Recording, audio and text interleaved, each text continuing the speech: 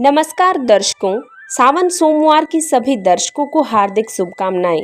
सावन का पावन महीना शुरू हो चुका है और सावन में भगवान शिव की बहुत सी कथाएं प्रचलित है। उन्हीं से जुड़ी एक कथा मैं आज आपके लिए लेकर आई हूं। कथा पसंद आए तो वीडियो को लाइक करें और चैनल को सब्सक्राइब करें। एक बार भगवान शिव कैलाश पर्वत पर वेदों का रहस्य पार्वती को समझाने लगे। पार्वती बड़े ध्यान से सुन रही थी, किंतु बीच बीच में वे ऊँघने लगी। जब बहुत प्रयत्न करने पर भी पार्वती अपने मन को एकाग्र न रख सकी तो शिव क्रोध में आकर बोले, पार्वती, ये क्या हो रहा है? मैं तुम्हें इतना गूढ़ रहस्य समझा रहा हूँ और तुम हो कि झपकियाँ ले रही हो। तुझ में तो इतनी ही बुद्धि है जितनी किसी मछुए की स्त्री में। जाओ, मृत्युलोक के किसी मछुए की स्त्री के रूप में जन्म लो। शिव के शाप से पार्वती उसी क्षण वहां से गायब हो गई। बाद में शिव को बहुत पछतावा हुआ कि यह मैंने क्या कर दिया। जिसका स्नेह मेरे लिए अगाध था, उसी को मैंने आवेश में आकर त्याग दिया। शिव की मनोदशा उनके परम सेवक नंदी से छिपी ना रह सकी। वह सोचने लगा, स्वामी बहुत बेचैन है माता पार्वती के बिना। जब तक माता लौटेंगी नहीं, स्वामी को चैन नहीं पड़ेगा। उधर पार्वती मृत्युलोक में पहुंची और एक शिशु बालिका के रूप में पुन्नई वृक्ष के नीचे लेट गई। थोड़ी ही देर में पूर्वर कबीले के कुछ मछुए अपने सरदार के साथ वहां से गुजरे तो उनकी नजर उस शिशु बालिका पर पड़ी। सरदार ने बालिका को उठाया और उसे भगवान का भेजा प्रसाद समझकर अपने घर ले आया। उसने बालिका का नाम रखा पार्वती। जब वह कुछ बड़ी हुई तो अपने पिता के साथ मछली पकड़ने जाने लगी। बड़ी होकर उसने नाव चलाना भी सीख लिया। पार्वती अपूर्व सुंदरी थी। कबीले के कितने ही युवक उसके रूप की प्रशंसा करते थकते नहीं थे। उनमें से कोई तो पार्वती के साथ विवाह के इच्छुक रहते थे, लेकिन पार्वती उनमें से किसी के साथ भी विवाह के लिए इच्छुक नहीं थी। उधर कैलाश पर्वत पर शिव को पार्वती का वियोग असहनीय हो रहा था।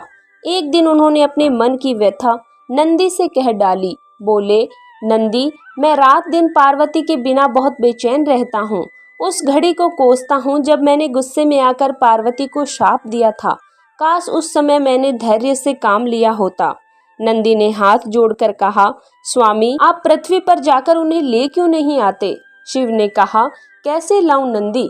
उसका विवाह तो किसी मछुए से होगा। शिव के मुंह से कराह सी निकली। शिव के मन की व्यथा जानकर नंदी विचार करने लगा कि मुझे कोई ऐसा जतन करना चाहिए जिससे स्वामी को मछुआ बनना पड़े। ये विचार करके नंदी ने एक बहुत सी बड़ी मछली का रूप धारण कर लिया और उस तट की ओर चल पड़ा जिधर परवर कबीले के मछुआरे रहते थे। वहां पहुंचकर मछली बने नंदी ने मछुआरों के बीच आतंक फैला दिया। मछुआरे जल में अपने जाल डालते तो मछली उनके जालों को काट डालती, उनकी नाव पलट देती। मछली का आतंक ज्यादा बढ़ गया तो कबीले के मुखिया ने घोषणा कर दी कि जो भी आदमी इस मछली को पकड़ कर लाएगा, उसी के साथ मैं अपनी बेटी का ब्याह करूंगा। अनेक युवकों ने उस मछली को पकड़ने की कोशिश की, लेकिन असफल रहे। असहाय होकर मछुआरे सरदार ने शिव की शरण ली। हे दया के सागर, हे कैलाशपति, हमें इस मछली से छुटकारा दिलाओ। मुखिया की बेटी ने भी शिव की आराधना करते हुए कहा, हे सदाशिव, हे प्रलयंकर, हमारी सहायता करो। अब तो हमें तुम्हारा ही आसरा है प्रभु। शिव ने उनकी पुकार सुनी। एक मछुए का वेश बनाकर वे मुखिया के पास पहुंचे।